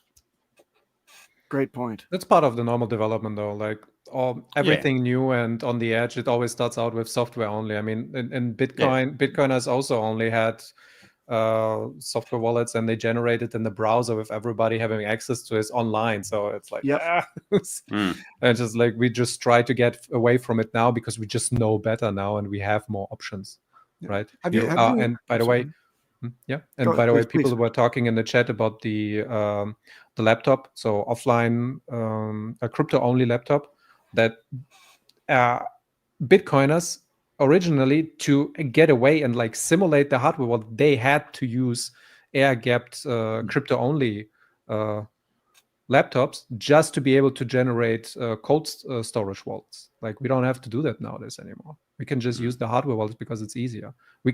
If you are knowledgeable enough, you can still go the old original route and say like, oh yeah, I'm just gonna unscrew my laptop and remove the Wi-Fi card and do it by hand. But do you really want to learn that? That's that security convenience thing. And if you make it too inconvenient, you won't use it. Mm-hmm. Yeah, exactly. Yeah, that's a great point. I think it's easy, especially for people in security, to be like, no, you got to do all these things, and if you don't know about that, you're going to mess yourself up. If it's not simple enough and it's not frictionless enough, where people have to go out of their way to do it, they're just not going to do it. They're just going to be, nope, I'm not going to do it. I'm going to use hot wallet for everything. I'm going to do blah blah blah. That's another hard part of getting security for normal people, right? For sure. Well, Max, it's been like this since the beginning of HEX, since the AA opened up. I was battling some people. There was a dude in there that said, it's too much friction. We're not going to get any onboards. Just put it in MetaMask. And I said, look, Richard's saying that this thing has the potential of going 10,000x, and you're staking. So that means that you're pegged to that seed. You can't take it off of that seed. It's generated locally, At best, you can triage that to a hardware wallet later on. Why not start off with a 20-word seed, 24-word seed and a passphrase now? You'll be committed for 15 years, and you want to be able to transfer that from hardware wallet to hardware wallet as well. And if you don't think that that $100 investment that you make today is going to 10,000x with conviction, then what the hell are you doing in crypto? So protect it as if it's going to 10,000x. Even if it doesn't, you should be protecting it as if it does, because for all of us from the beginning, we experience that stuff. What the hex? What the hex? How to get a what? Treat your $100 like it's worth $1 million now. Imagine it's the future. Aliens are real. The singularity happened. I saw them. Crypto went through the roof. PulseChain is $2, and you got compromised and hacked and lost all your money. Do you want to be in that position? No, you can't turn back time, but you can change your position now on that. You can take security seriously and have your 24 words and the passphrase right now today. Go get Sure, I'd appreciate if you didn't FUD our bags for $2 hex. $2 hex of FUD. It's $5 hex. That's what I'm looking for. $5. Let's go. Every hex worth a $5. Imagine that. Every hex being worth a $5 bill. Why so bearish? Why so bearish indeed? I just want to drop this in here too. I don't know. DPK DOS Bomb. I went to your channel. Do you have any security playlists or PC that's the wrong channel. That's my private channel. You have okay. to go to Baum Crypto. He's got Security Sunday. I've been watching him since yesterday. Okay. Check out Baum Crypto. Baum Crypto. Just the way I think it's spelled. Yeah, there it is. There it is. Up top. Okay. The second. Oh, gotcha. You click on the channel. Awesome. And then awesome. There is if you click on videos, you have the pre-made videos. Yeah, you're already there. Click on videos. Yep. You have the pre-made videos, which is the laptop series and some bridge stuff and so on. And if you go on live, that's where the juice is, the details. Squeeze the juice. Okay. All right. And I'm very efficient. I put in a lot of information into those videos. They're usually like 1 hour long, but they're all with timestamps, and there's like 100 topics in one video. So I go through everything itsy bitsy, and most of the questions that you want answered about security, they're already answered in those videos. Well done. I'm gonna have to watch the tangent one. Go ahead. I just made it through episode 3. They're amazing, Das, and thank you for having that out there for all of us. Yes. I've dropped the link in the chat. Of course, security playlist on the channel as well. Had security week a couple years ago. Feels like just yesterday. No, that was a long week. Covered a lot of stuff as well. But yeah, it's a crypto security playlist. All the stuff. Every time a security thing happens to somebody's got hacked. If I talk about it on live stream, I usually clip it and put it in here as well. So great. Got a lot of great security resources. By the way, Das Baum also showed on his talk yesterday how even his channel can be spoofed and people can be led to the wrong place. So please double check exactly where you're going with Das Baum stuff. Because as you get more popular out there, like he's got all these videos and access to all this good security stuff, make sure that you're going to the right site and that nobody leads you astray and wants to comment and drag you to a private room or something, especially when he's maybe not manning the Telegram chat or something like that. He's become kind of a spoofed person, so be careful. And in case you think that somebody's leading you through, it's also wise to get a second opinion. Reach out to somebody else. Somebody else that does security maybe on this panel or elsewhere. If someone DMs you, you can ask them to DM you on another platform to see if they're a scammer or not. 2FA on platform, social media. Boom. Interesting. That's good. Right. If anything feels wrong, back out. Yep. I always ask for them to ask me to verify that I'm me, to show dick pic, and then I put up a picture of Richard Hart. Right, that's my favorite dick pic. Tricky. There is a tricky. Can you bring up? Can you please bring up that one comment from Tron22? Tron22. There we go. Yeah. I have my tokens in Ruby. In what other wallet can I put my seed words to recover those tokens? That's a horrible 2-hour session that I see coming up. Yeah, this question alone is all the wrong things. You need to look into security and how things work from the get-go. You need to understand how wallets work. You need to understand how wallet addresses generation works and so on, how RPC settings work. Please go onto my channel and look through the videos that we just linked, especially the very first video. It goes through the basics. You need to learn that so you understand what you're doing.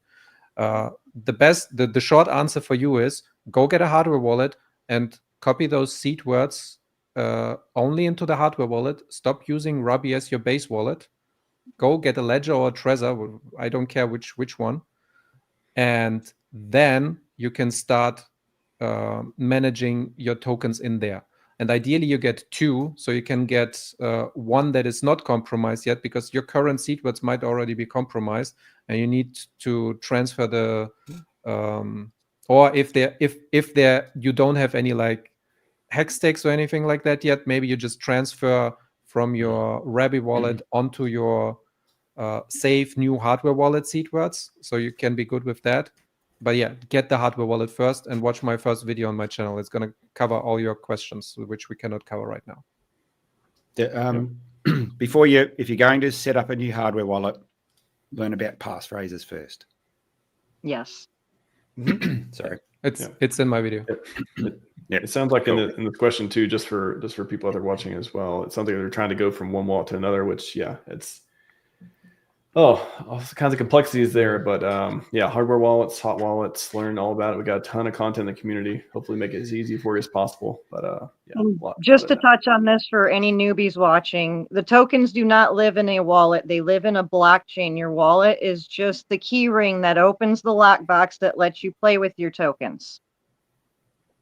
And once you have your seed words on a hardware device, you can also just nilly-willy change your software wallet if you don't like it anymore. Because it's just the interface. Nilly-willy? What? Milli Vanilli? What? Maybe it's a German-only term. I don't know. I'm used to saying we say willy-nilly. Willy-nilly. Yes. He got it. All right. HEX security panel. Good job. Thanks for having us on. Thank you. Thank you, Max. Stay safe. Pleasure seeing everyone again. Appreciate seeing you both first time as well. Tune in for my sessions tomorrow on how much PulseChain is going to be worth and HEX is going to be worth tomorrow.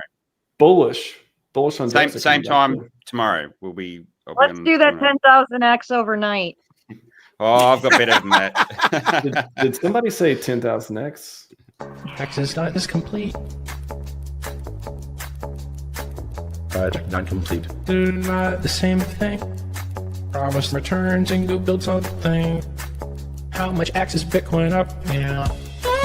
1,000x over a penny. Who's designed to replace fiat currency? Back to the 10,000x. Smart fucker I am. Everyone else cries and whines like a little bitch. 1,000x over a penny. Who's designed to replace fiat currency? Back to the 10,000x. Smart fucker I am. Well, then it was fucking designed. 10,000x, it's impossible. How can he do that? Listen, you stupid fucks. Everything else is up higher. Bitcoin to 2 million x. $1,500 fucking dollars. And we're live. Hey, I was just listening to that. All right. I'm going to go. Goodbye, everyone. Oh, you're listening? Okay. See you later, Bill. You want me to hang around? No, you don't. Yeah, hang around, buddy. You like HEX, right? I've been known to like a hex or two. Yes. If you'll have me, am I bashing into your next thing? No, everyone. This is a HEX panel. Everyone's free. I put in the chat. You're free to come on for the HEX panel at the end of each day. So yeah, you're welcome to stay if you want. Well, right on. Thanks. I don't need a marriage anyway. There we go. Cairo, how's it going? Getting hydrated. Going great, Max. Going great. Now that we're here in the new studio, there's going to be a whole lot of new stuff coming from this channel. So all you guys out there that like the brutal hunt of all the bears, well, you're going to enjoy this channel a lot more. I'll tell you that. It has grown. I've seen you like double in subscribers in the last few weeks, I think. So well done, man. Putting out content. Thank you. Putting it out. Like your swag too, like the shirt and the necklace goes with it. I gotta find my necklace. Yep. Gotta be dressed for the part tonight. I haven't worn this thing in a long time. Let's see. There we go. Oh, you got a gold one there, huh? That is gold. That is 14 karat, 14 or 18. One of those, I believe. Yeah. Is it Mr. RG3 going to be on it with us here? Somebody's got to send him an email or send him a DM. I don't know. I sent him a link, but yeah. I don't know if you can actually have two people with bandanas on the same stream. Nope. I think that's like crossing. That's like crossing the paths. It's like two fedora. Yeah, two fedora is the same thing, right? Yeah. The idea it'd be the discount substitute RG3 here.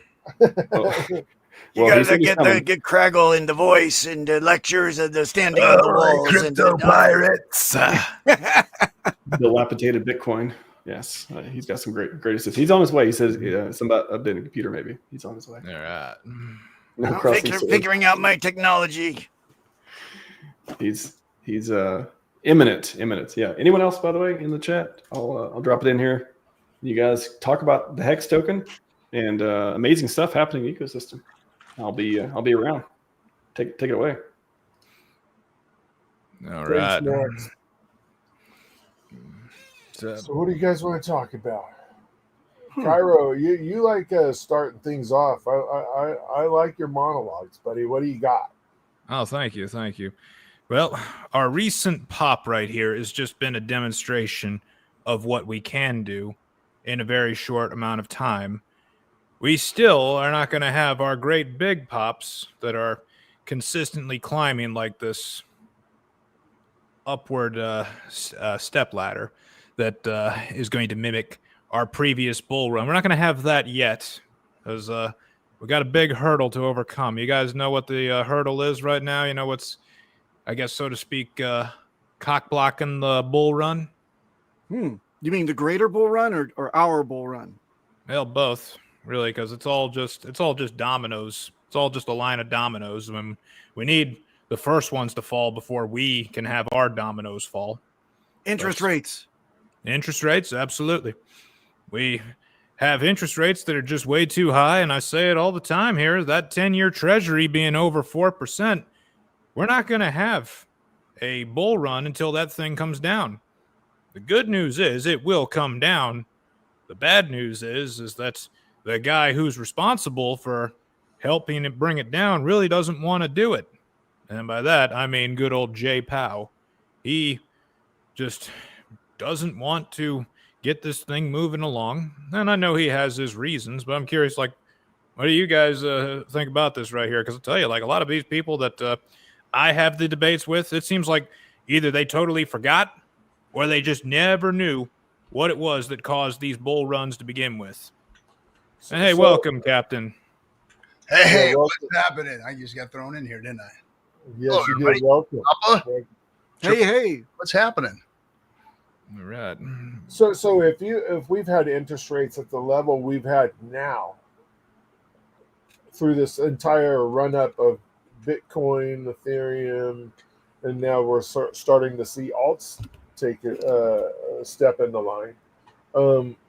Why have we got to this level with the interest rates being what they are now? Okay, good question. I mean, first, like, what is it that you think has caused Bitcoin and Ethereum to have the performance that they've had now? Do you think that is the typical dominoes that fall during a bull market? Because I think these are all new dominoes that got started earlier, such as the ETFs, the institutional money flowing in, the government finally being nice to it. The typical dominoes that are falling in bull runs, like retail coming in, lots of exchange activity, all the shorts getting liquidated all at once, just this perfect chain reaction of positive events that usually go on. That really hasn't even started yet. Like, we just had a whole bunch of Ethereum longs get liquidated yesterday. There's a lot of shorts out there that are still yet to get eaten up. But when they do, that's where you can see things like, Ethereum add $1,000 to its price tag in one day, and then Bitcoin go from like 120 to 125, setting new highs with each with each big green candle day. I had a cigar with a guy that's kitty corner from me, right over there, in Vegas, and he told me months ago, retail's not participating yet. Not yet. This is institutional investors that are driving this market. That's right. And Tom Lee's making his land grab for Ethereum, which is proof positive again that institutional money is the only big thing that's driving up the price of Ethereum right now too. So that's new. That's new this time around. You know, back before Tom Lee was was big on Bitcoin. He said Ethereum was going to do back at Fundstrat days. They were advising, but they weren't accumulating like this and giving Michael Saylor a run for his money on the Ethereum side. So what do you think of that type of momentum for Ethereum? Does it get priced out of where retail wants to get in? Are they going to have, you know, number bias and they're not going to want to get a full Ethereum in the next bull? Good question. Now, the thing with like when it gets up to like a price where only institutions can't afford it, if it does anything like it does in TradFi, that just means more institutions are going to pile in because it gets more attractive to them. Because you'll notice like whenever a company does what they call a reverse stock split, where they half the number of shares but double their price, that's because they only want like institutions investing in them, and that makes it more attractive to institutions knowing, well, we don't have a lot of retail noise in this, and there's no small investors. It's just us supposed smart money people investing in it. So if that becomes the case with Ethereum, where it just becomes an institutional asset only, that's not necessarily going to hurt Ethereum, and that's not going to make it like unattractive to other kinds of buyers. It's just moving from one type of market to another, and it can still pump, and then that can still have like the residual effect of it causing like this branch out of like you could call it like trickle out wealth, where it's hitting now all the ERC20s that are leveraged positions on Ethereum, and then also the alternative chains that are leveraged positions on Ethereum, namely PulseChain. Fascinating. So there is a direct if the tidal wave or tsunami is coming, then by that token, the first to get hit would be HEX before PHEX. Right. All right. So what Johnny Chaos says, it's closest to the door. So because it's closest to the entrance, it gets hit first. And then comes the PulseChain hit, which we got all sorts of theories on how that's going to happen. Like some people think that like the Richard Hart debate with Eric Wall, where he said, well, what if Ethereum has a 40x and I sell some of those profits and don't get into my coins? He didn't say it exactly like that, but he kind of said that. Like some people think that's how it's going to start. Or other people are just going to think, well, there's just going to be way too much money sloshing around from the big round of money printing that's coming. It's going to be like twice the amount of money printing that would happen last time. And that money just has to have somewhere to go. And there's just not going to be enough Ethereum to buy.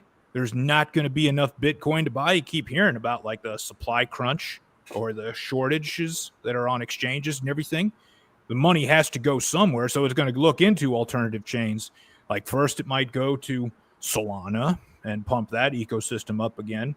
Then it might actually go to Cardano and make something happen there. And then maybe it goes to Sonic or these other chains that just aren't like very exchange easy, friendly, user-friendly type things, the real degen stuff like the world we play in. And when they find out that, oh, hey, but there's a possibility that we already have tokens on this alternative chain that this guy that no one knows where he is, this guy founded, he's in a movie, wears a Gucci tracksuit, but man, he gave us free coins. You know, let's go claim those right here and just see if there's anything to this.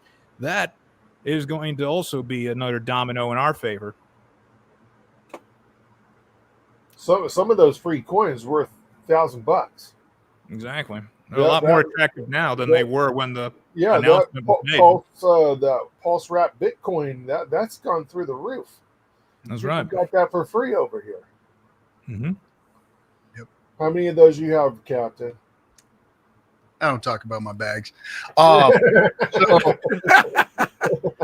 They're heavy and low. We've got a lot to digest here, you know, with what's going on, and I think that you know, you're hitting some good points with the institutions and what they're doing. If we've noticed, you know, I started talking about this a year ago when I started seeing big OTC moves on Bitcoin.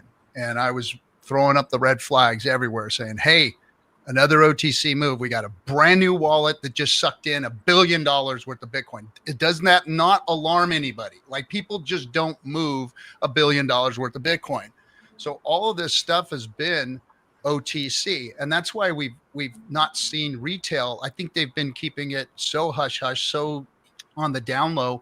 Even the news hasn't sparked anything really major as far as retail goes. And we haven't seen retail FOMO in. It's just been all these institutions OTC buying all of this Ethereum, all of this Bitcoin. And yeah, some of it has been catching up, obviously, with Bitcoin going up to 120K, but it wasn't following the buys that was going on. It was all happening after. And with what you were talking about, the TradFi world, with the macroeconomics, with them holding off on interest rate changes, they're obviously on the Fed side looking at the future as far as, hey, if these tariffs cause more inflation and the money printing goes, then we could be in real big trouble at that point. So I know that there's reasons why they're holding off. To all of our dismay, of course, but there's a lot of stuff going on here that is just unknowns. But crypto is just so pulled back. The kinetic energy is so freaking tight right now. And you were talking about everything else being scarce. On top of that, HEX and HEX on both chains is extremely scarce. So it's following along with it. And so when this thing the bow does finally get released, that kinetic energy is going to send this thing to a different level. And I think that this time around is going to be about price action, because look at how HEX has been set up, where staking at this point almost doesn't matter to people because of the yield and where the yield's at. But everybody should be wary of that. There's a reason for it. And you just explained it. You just explained how the scarcity and what the market is looking like out there. And when this thing does move, it's going to move so fast in one direction and change the prices of everything. Everything is going to change drastically. Ethereum's going to change. These institutions aren't in this to lose. They didn't climb into this thing at this level to lose. They're going to win. They're going to make their money. So I think that these blue chips are going to freaking do some amazing, crazy shit. And of course, with that, our ecosystem is going to do some amazing, crazy shit. This is going to be a bull market of bull markets, in my opinion. This is going to change crypto. Everybody who's in now that are us plebs, that aren't institutions and all that, it's going to change your freaking lives. I mean, this is going to be the moment that the biggest transference of wealth actually happens in crypto, in my opinion. Oh, definitely. I'm curious, what do you guys think of, like, what's caused retail to stay out so far? Like, I got my ideas here, but I'm curious what everybody else thinks. Why is retail not here yet? There's no easy way in. Okay. They're not running around the playgrounds with Robinhood, all the 14-year-olds trading crypto right now. That's not happening. Yeah, I would agree with that. That's what was going on in the last bull market. Was everybody had Robinhood app. Everybody knew how to buy crypto, but they didn't know how to sell any of it. They didn't know how to get out. They just knew that they had to get in, and that was put the app on, boom, you're buying right there.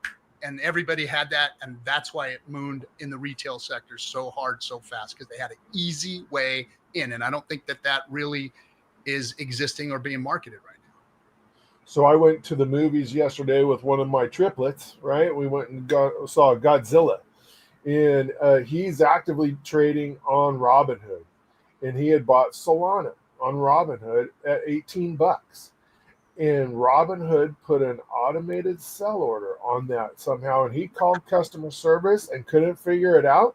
But it sold his freaking Solana at like $50-something before it went to the 140. And he couldn't figure out why it happened. And nobody would tell him. Hold on a second. You're telling me you got a triplet that's using Robinhood on his phone and he's buying Solana. Correct. Okay, so now I'll tell you, it's a good thing then Triplet Dad, that you got 2 backups because that one got to go. Yeah. So I'm going to be doing some trips down south with vets and coming down to see RG3 in a week or so. But when I come back, I said, in about 2 weeks, boy, when I come home, we're going to go have dinner and we're going to go over a plan. I'm going to start trickling you some tokens from PulseChain and teaching you how to set this up. But yeah, we had that talk. I've been doing it at this level for the last, I've been in crypto since 14 and understood it before that, but it was 5 years now, almost 6 years. I have been going at this level in this ecosystem, and I still have onboards calling me about what do I think about Solana? What do I think about this meme coin? What do I think about that? To this day, they're still doing it. Made a movie. I stream every week. I mean, they know who I am and what I do, but they still call and ask about those things. Because that's what they're hearing at lunchtime. That's what they're hearing when they go out and meet with their friends and family members and stuff elsewhere. That's what they're hearing. So it's, the narrative just doesn't go away. And to answer your question, Cairo, on the other side, I think retail might be still a little spooked with this this parabolic move, right? They might think that they're a little late, right? Okay.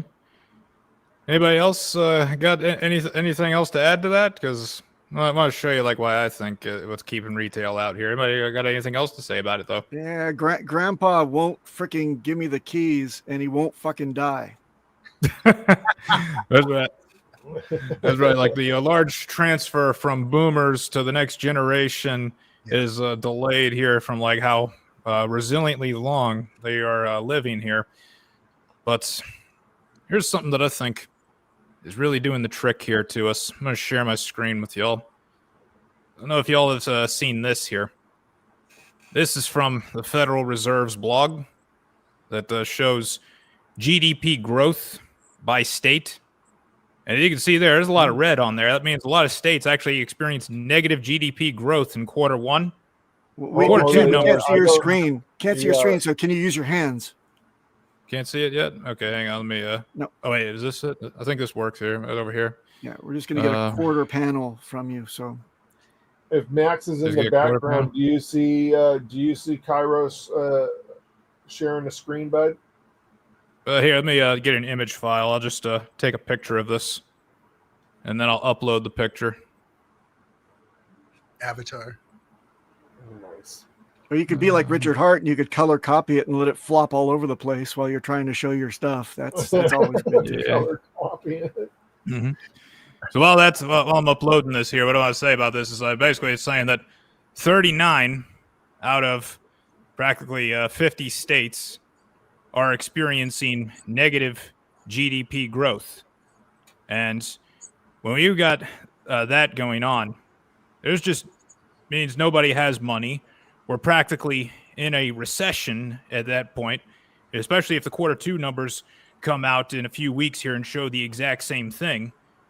And then how can we expect anybody to be plowing money into crypto, which they still believe is incredibly risky, and expect to hold on to it during the volatile days, particularly the past few days have been pretty volatile for our ecosystem and really the market in general. How can we really expect people to do that when it seems like the whole country, or at least a big chunk of it, is in a recession? I mean, when I look at this chart right here, it says 39 out of 50 states had a negative GDP, and the average GDP was a negative number across the board. And this is not from Market Watch. This is not from Zero Hedge. This is from the Federal Reserve's own blog. But I look at this as good news because you know how they're constantly saying, oh, we just have to wait and see and gather more data, which is really just JPOW speak for, I don't want to do nothing yet. Here's their own numbers here saying, hey, the economy's in trouble. Why are you not cutting? They're going to have to cut at some point. And maybe they'll delay it in another meeting, but the longer they delay it, the more powerful the effect is going to be of that cut. Yeah. Is that that data is right. 39. Oh, there it is. There's the graphic. Beautiful. There you go. 39 states, 39 out of That's 50. right. Gentlemen, I don't know, Cairo, if you're old enough to remember this. RG3 and Triplet Dad, you guys must remember about 11 years ago that it was floated in Congress by Pelosi that 401ks should automatically be turned into municipal bonds. This would have been a revolution. This would have been a civil war type of episode if that were the case. Could you imagine that all those people would be broke, their 401ks would be liquidated? Yep. Which practically are already anyway. Yeah, true. True. Yeah. We hear, keep like, the worst, stepping over episodes that I think would turn into a civil war and just kind of going, that doesn't really matter. I would have thought we had been in 3 civil wars by now, but not the case. Yeah, I gotta tell you, like the worst states, there's a couple of them. About 5 states had a negative 6% on this chart, and then like the good states, like my state, Florida. Well, it's good. It's not that good. It's only a positive 1.4, which is then like crap growth. Yep.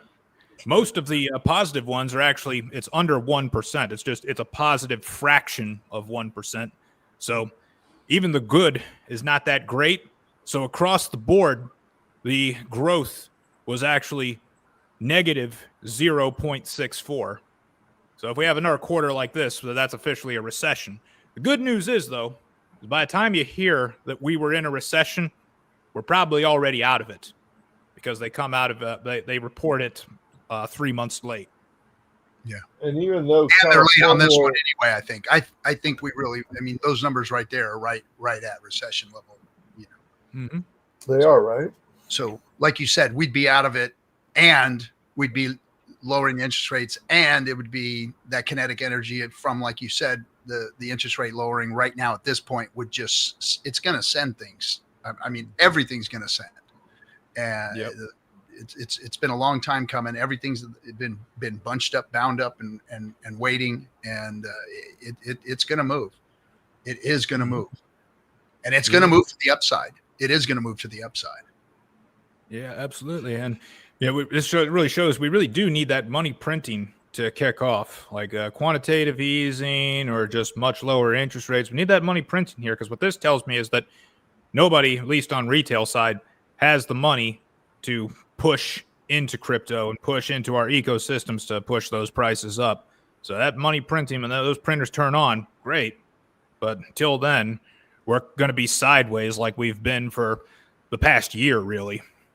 And that'll also stop the recession from worsening too, because it could, if they don't print the money and leave interest rates as they are, it's the formula for the depression is what's going on right now. And if they don't get that thing, people don't understand. Everybody money printing bad. Well, had they had this tool or used this tool back during the Great Depression, that wouldn't have happened. They would have been able to mitigate it to some point. It wouldn't have been as deep and as hard as it was when the Depression hit. So that's why they do this. And, not saying that it's a good thing, because, I mean, we put ourselves in this position because of all of the, the lending and the borrowing and the spending. But it's the only solution to it. It is the only solution to it. That's right. Like, there's a good explanation for it. Like, I think the best explanation is the Ray Dalio video on how the economy works. It's a great video, great animation. Everything really explains it. And like, even though I consider myself like a pretty fiscally conservative guy, austerity is not going to save us anymore. Because like, if we cut the deficit, if we like fix the deficit, not by like increasing growth or taxation or increasing like revenues to the government or anything, we just stopped the federal deficit and eliminated it by cutting spending, you would have a negative GDP for that entire year, because a big chunk of GDP actually comes from deficit spending. We would actually end up with like a negative 5% GDP if we all of a sudden got conservative and did some cutting. So it's too late. It's too late to try and fix this broken system. Best thing we can do with it is just try to use what's left of it to make ourselves rich, and that way we can pack our bags and then expatriate to Thailand or something. I got a question.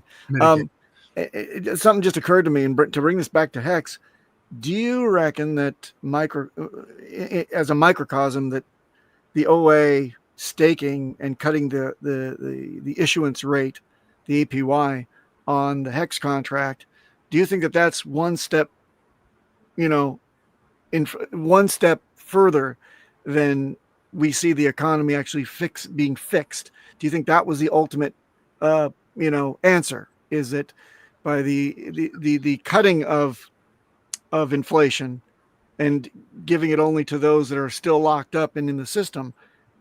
HEX has that answer, but the economy of the United States does not have that extra dimension, that extra thing in the bag to play, extra card to play. I think so go ahead, RG. You got something? Go ahead. I think it's 4 steps. If we look at Bitcoin and what it does with the halvening, that's what it does to itself every block height that hits that close to 4-year mark or whatever, it resets itself and does that easing. And I think that HEX, the way the OA set this up, it's 4 times the amount of what it's like 4 halvenings basically is what has happened here. So it's done an even better job than the code of Bitcoin has done. So the OA has actually, created that effect 4 times over what the Bitcoin halvening is. And that's how I see it anyway. And of course, you guys, it's done also with PulseX rewards as well, right?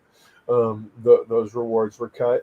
And the way that those HEX stakes were put out there by the OA, it wasn't one big chunk. So he can play with the level of interest that we receive with these stakes over the period of time. And if EES is one of those, it brings a little bit of that yield back. Most of that HEX goes right back to the OA. Some of it goes to the people who are brave enough to stake during this period of time. It's a pretty fascinating system. It's like a wise Fed then, basically. And it has options that Bitcoin doesn't. Richard's kind of Jerome Powell right now, right? He's a wise Fed, yes, a wise, competent Fed. And it's an option Bitcoin doesn't have. Bitcoin, no matter what, at the block height, it happens. That's when it happens. And no matter what, and we can see the chart and what that does. Look at all the charts, all of the historical charts of Bitcoin. You put them all next to each other, and they all do exactly the same thing. After the halvening, we see the bull market come in, 18 months or so afterwards, whatever. And with what has been done here with the OA, it has options. It's given itself even more options to adjust that. And it has the option to throw that in or not throw that in, or do it at a certain level, or, lower it back down, or raise it back up, or lower it back down. So having that option, I think, with the OA is brilliant built on top of HEX, and not having it built into the code like Bitcoin. Again, proofs HEX is a better Bitcoin. Yeah. And we know that, like, Richard definitely wants to be known as the guy that created or founded the best performing asset in the history of assets. And I think that this move that was made here with the OA and staking all of this HEX was a giant step towards that, because when I look at the Go Pulse right now, it says that the liquidity of HEX is just 340 million HEX. And at the current price, that's only $4 million. That's nothing. That's nothing. That's nothing. We've seen that much go in a day. In a day, we've seen that much go in a day. So just the last. Hold on to your hats, folks. Hold on to your freaking hats, man. Yeah. Just seeing what's coming through the bridge in the last couple of days here, we practically got that much. So when the money printer goes burr and some of that money comes our way, oh my God, can you imagine? Like, some hexagons out there, you guys only saw this once, was like back before PulseChain, before PulseChain's launch, we saw HEX go from like 2 cents to 12 cents just in one night. What you're going to see coming up here is going to dwarf that. It's going to dwarf that. Yeah. Hey, I'll say it again. Been saying it for freaking almost 6 years. People will be stakers. People will be waiting in line for your HEX.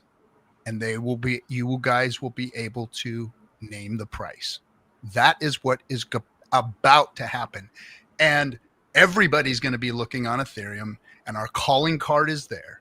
When HEX runs out over there, it's going to be on PulseChain for people to come and purchase. It will be there waiting for them. The greatest onboarding tool to PulseChain that we have is HEX. Period. End of story. They're going to see it there first. They're going to watch what it does there first, and they're going to want some of that on PulseChain. Mark my words. People are going to be standing in line for HEX. It is going to become so freaking rare, you just won't see it. It's going to be gone. People are waiting in line. All right. With like the last 5 minutes that we got here, what we should do is we should go around the panel and say, where can people find you? What do you got coming up? What do you got going on? And then maybe like, let's see, you can do perhaps like a prediction, a price prediction on your favorite coin. You can do that, or you can say, well, if you don't want to give like a price prediction, you can say, well, here's when I think the real bull run begins. So, how about do that? How about you first, Papa? You're on. I'm on the top where I hate to be, of course. Yes. Right. You can find me on the What the Hex show. We're on every Thursday at 10 o'clock Hawaii time. That's, let me see, noon Pacific. And, for you East Coasties, figure it out. Otherwise, you can, if you follow me on X, then you can DM me with any problems that you may have for security situations that you have, any panicky type of situations. We want to put those to rest. Make sure you get back on the horse, face the right direction, and not losing your goodies. So that's me. And as far as what catalyst for the big thing to happen in all of crypto, I think that first rate cut, which I think is probably baked in for September meeting, that'll be something. I think that we just saw a warning shot over the bow with the bridge, the funds that just came over the bridge. Interesting things to keep us all thinking and sneaking about and debating about. You saw the ripple effect, the run up in the community, and those funds didn't even do anything yet. So I think that more of that, and of course the mailers. When the mailers hit those people's nice little hot little fingers, they'll open them up, and I think that that'll also have a huge effect on HEX and PulseChain. Nice. You can find me at tripletdad007 on Twitter. I've been building quite a few things over the last couple of years. We've put Steakhouse out there, which is built on top of HEX. Almost everything that we've built is built on top of an RH ticker. And we're going to do a little bit of explanation and fire up a stake live tomorrow during this conference, which is awesome. Doing it live, baby. The other thing, you can also find me live in person at HEX meetups around the West Coast. I like to go out and visit these people 100%. If it's within 500 miles of my house, I'm a driver. I'll go. Fire up a cigar, roll down the windows, head out to the event. I agree with you, Papa. I think that September sounds like a good time frame due to the rate cuts. I know we have a ship coming in with 200,000 different things in it, or mailers in it, and I know there's a bunch of containers following that, right? This is the first of many. We have the bridged money. We have, I believe, some green candles that will follow those mailers or coincide with them. I think this is not a mailer only marketing plan. It would be a wasted opportunity if it had one facet. All right. Captain RG3 on all the socials. Discourse Syndicate is the channel that we stream on every Friday night. Thursdays we're doing Burn It All with cigars and crypto talk, and so you can find us there. But hey, everybody, look, it's coming.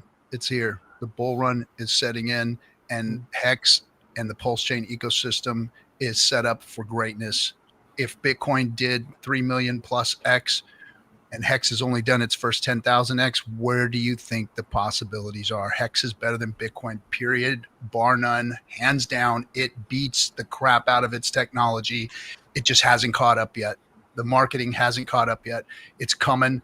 The bow is pulled back and it's about to fire. So here's what what I'm telling everybody.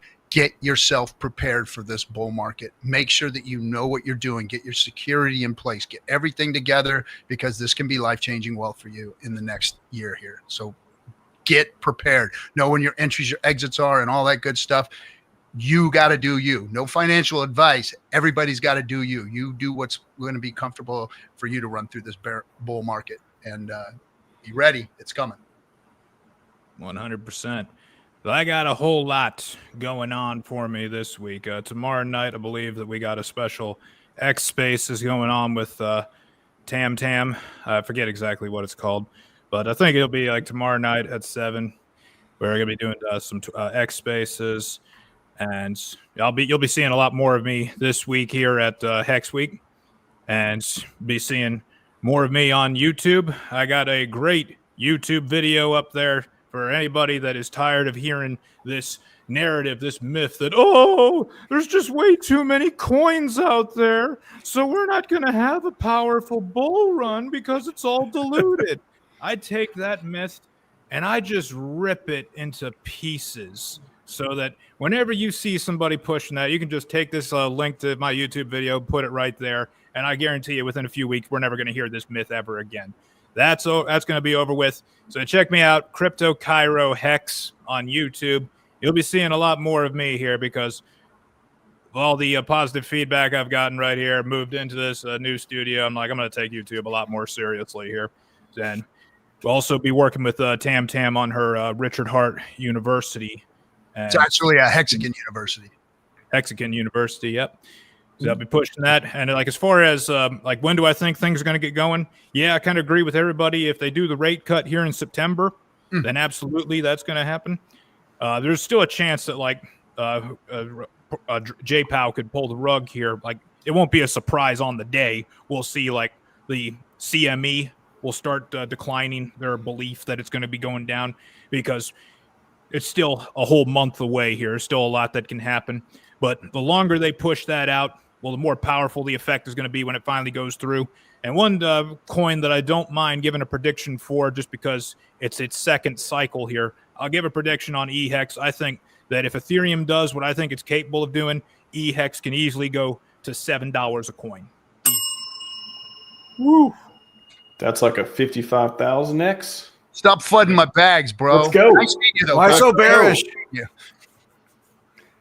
Yeah. Could do more. Could do more, depending all on what Ethereum does there. But just thinking of like, Ethereum, if it went to 20,000, which I think it's very capable of doing, then absolutely EHEX would be at $7. Love it. That's a great. I got to go clean myself up after that. One more piece. Super bullish. Love it. One more piece. If y'all have been following the SAC, SAC. I had something for this one. The SAC trail. I don't know. Recent developments on the bridge and all that stuff. I was reminded. I just sat down and looked at this, and PulseChain Validator had a really good tweet. You often get a better deal by buying PLS and HEX by splitting your funds across stables. That is exactly. Did I not have the? That is what we saw happen with CryptoSolve's tweet. I don't know. I have it in front of me right now. About the funds and stuff that got bridged in. They got split between a few different ones. Here we go. Split between ETH, DAI, USDC, and USDT. So if anyone remembers when the clips started clipping last year, they were clipping. And I saw that. I was like, whoa, that's a very interesting point. Could we see more clips imminent? I do not know, but I'm excited to find out. Very, very fun. $5 million came in. And remember what we said earlier, there's only $4 million of liquidity in HEX. Left. Exactly. No, 55,000x. Well, what are your guys' opinions on what are those funds going after first in the of the RH tickers? Let's just say those are RH funds or OA funds, and they are going to buy a token in the RH ecosystem first? What is he buying first? This is Hex Week. PulseChain. Nope. Gotta get We're going PulseChain PulseChain. just to maneuver. We gotta do another one of these. PulseChain Hex. Yeah, we can't see your hat, buddy. So I'm going to do this. I know. I'll do this Yes, for you can do that one. and then I'll do that. Oh yeah. Yes. Yeah. I mean, he's got to buy PulseChain just for gas. Maybe PulseChain Didn't first. he get some free coming over the bridge? It's probably Yeah. Yeah, some free, but you want to do like larger transactions with that large amount you got right there. You're going to need to buy a little bit more PulseChain than just the free giveaway. Liberty Swap, if you see anyone bridge over hundreds of thousands or millions of dollars, please send them some PLS so they can transact on our chain. That'd be great. Hold on a second. Yeah. Does anybody want to wager that the first transaction to buy it fails because he's really cheap on the gas fees? He set the limits too low. Do you remember this? Do you remember that? Remember those clips? He was bouncing between PulseX and Patias just to try to get something to go through. Yep. Oh, quick question here. Very timely. Suzy Q, what days are you meeting up for the mailers? RG3. Any updates on that before we go? I have nothing. I don't know what's going on. I know that these things are supposed to be coming into the United States somewhere, and I'm on standby to donate my time to help do whatever I can. So did you find a van for him yet? I haven't. I don't know. I think somebody out there is looking for a van. Last I one need that shirt. I need the shirt. Somebody's looking for a van. It's got a van photo on it. You got a van? Anybody got a van? Isn't there, I think there's a donated van that's coming over to help out. Yeah, that's pretty awesome. Hexicans are the bestikins, man. This is what I have found out is that it's a grassroots effort. It's all volunteers. It's a foundation behind it that has put it all together. And brought Hexicans into the fold, and they've got a Telegram room that they're all chatting in to get it all done, and that's what's super cool about it is that it's Hexican effort once again going out there and making it happen, and I know Richard gets a lot of shit for well, why doesn't Richard do this and Richard do that? Richard's done his part, man. He made this stuff for everybody, and it's our deal to go out and market it to the world, to take it to the world, to stream, to teach, to educate, to make people literate in what DeFi and what Richard has done is. He's done his part. And so get off of his back, go out there and do your thing. If you're complaining, you ain't working enough. You got That's right. Go out there and find that 2013 Sprinter with low gas mileage and one owner and very little rust and white, please. Thank you. The four most powerful words in crypto. You do the work. Listeners. You do the work. Yeah, I know RG3 and SJ have talked about and covered a lot, and that's why I want to pose the question as well. So exciting times. Maybe SJ will have an update at some point as well. They may hop on, I think Friday on the panel as well. So Hexico, if you're not bullish, I don't know what else to tell you. Watch more Hex Week. I don't know what to say. Not bullish, you're dead. Hope to see you down there, Suzy Q, if you're going down there. Suzy Q is awesome. I've seen her at every conference, the highest of stakes premieres, all that stuff. I ran into her at a Bitcoin convention. Yeah, she's awesome. And I brought my RH cutouts, and she was taking pictures with RH cutouts at the Hex, the highest of stakes premiere. It was pretty cool. Hey, back to the Tam Tams space tomorrow. I'll be on there too. RG, Cairo, will see you there. It's going to be a lot of fun. Let's get everyone to show up in the community if we can. Spread the word. Tam Tam is a very positive force in our community. See her tweeting out all the time. Yep. Great new thing. She's giving more, and we got to be there to support her. Yep, that's right. And I can confirm she's not an AI like a lot of people think she is. She's actually a human being. And she's onboarded some of the. I mean, she onboards dentists and doctors and surgeons, and I mean, she is an onboarding machine. When she asked to help with the spaces. She's out there just killing it, tearing it up. She's got people with big bags that have come in. Just wait until she onboards proctologists. That'll be the shit. I knew. Oh, don't you wish he smoked cigars so we could have him on our show? You don't want more. Papa Boner Classic. All right, everyone. That's all we got for you today. Scivive 5555, and here comes some memes. See you tomorrow.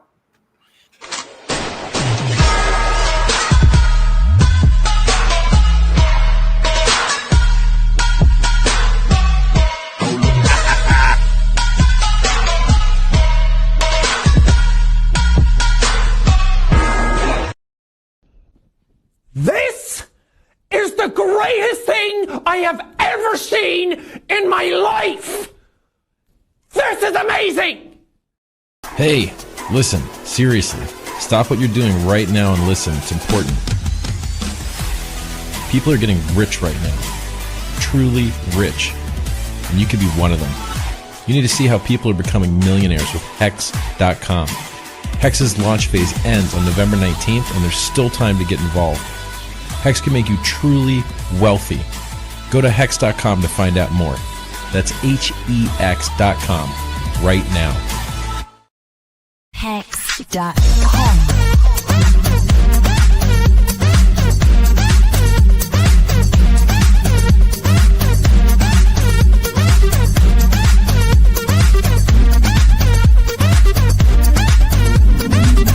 This is HEX. This is HEX. Yeah. This is HEX. This is HEX. Yeah. This is HEX. This is HEX. Yeah. This is HEX.